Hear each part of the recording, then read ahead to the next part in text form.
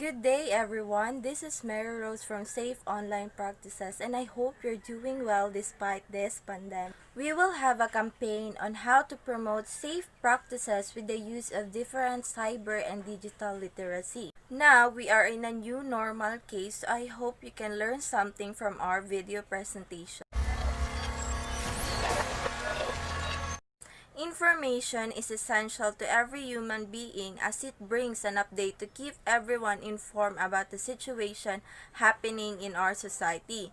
So as we all know that there are false information, false sites, and false statements that are rampant nowadays, it's because there are some citizens who keep on collecting or sharing information in a reason of unawareness.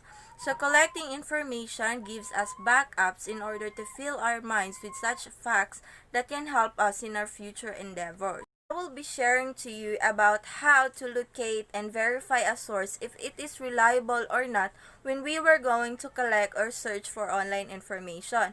So this video will help us awaken our minds about not to be blinded by such false informations and unreliable sources. So there are ways and steps to locate and verify some reliable sources or information.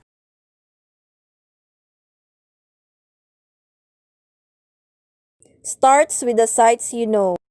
If you already had your most trusted site and it is known that everyone was using it, better stick with it as it became your first basis of collecting information. Of course, still we need to be vigilant with the site or sources that we're going to collect. Also, there are other online sources, and if you want to use other site, it would be better to narrow the information that you want to have and try to compare it with the one that you had just collected.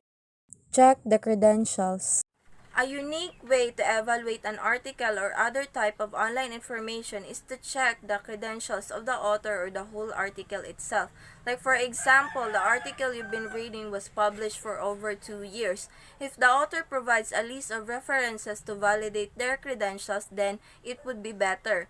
The article or the author itself produces a lot of evidences and details to support the dependability of the information. So you can see to it that the information is reliable because some may rely on professional sources and may include quotes from experts. Check the TLD and domain. A way to determine the credibility of a site or online source is to check the purpose of the website that can be seen at the end of the site's address.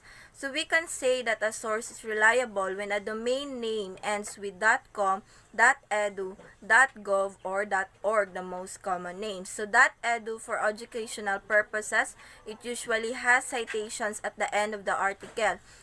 .com for commercial website commonly used by any person, businesses, and other entity. .org for an organization to those who wanted to promote something. And lastly, .gov for government information and issues. Dig deeper. There were other people who seek more information and try to find a reliable source. If you aren't sure about what you had listed, then you can dig deeper or search more until you obtain the information that you wanted. But assure yourself that the information you gain must be from a right source. Check out your local library. Library is one of the best places to ensure credibility of information. Internet is also a medium source of information that help people to easily locate data. But we can't be so certain that internet or media has the information that we look for.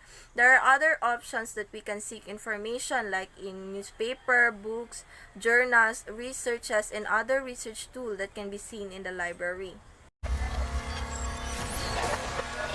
Check the URL. Like what I have mentioned a while ago, the site's address or source should be in .com for commercial, .edu for educational purposes, .gov for government, and .org for non-profit. Who wrote or published the article? Find out who is liable for the information and take a look about their background for their education and experiences. Timeliness. Choose a current topic or information since publishing dates are important.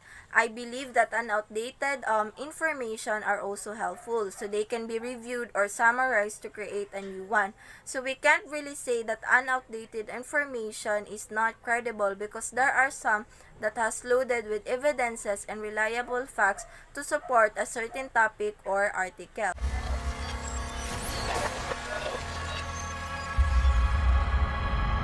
I hope you learned something from our video presentation today. This is Mary from Safe Online Practices. Have a great day.